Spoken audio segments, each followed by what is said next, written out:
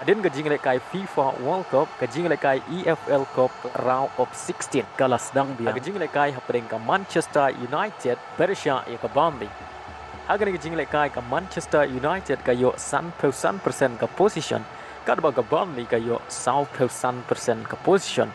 Haga shot on target ka Manchester United ka yo neutally. Ka ba ka Burnley ka yo tangkaway ka shot on target.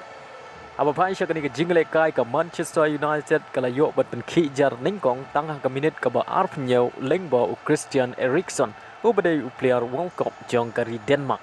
Bat ya ke bol lai rapen bu da wan Bisaka. Bat ha bukut ke kala step ke Manchester United kala tam ya ke Burnley da iwei lanot. Ada ke kala mit kata ke minit ke ba san penyau leng ba u Rashford player World Cup jong kari England kula yo ben tap ya ke gol ke ba ar. Ya ke bol lai rapen bu da mak tom mine.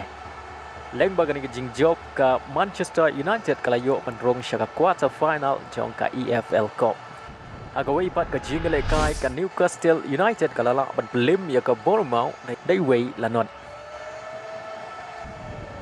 Aga jing le kai hapdeng ke MK Dons Bersha ya ke Leichester City ke lala ban pelim ya ke MK Dons da lai lanot.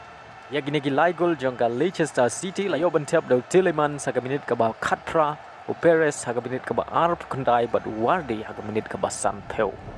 Aga jing le kai hapdeng ke Not Forest Bersha ya ke Blackburn ke Not Forest ke lala ban pelim ya ke Blackburn da sau laway. Wei pat ke jing lekai ke Charlton ke lalak pat pelim ya ke Brinton leng ba ke penalti da sau lalai.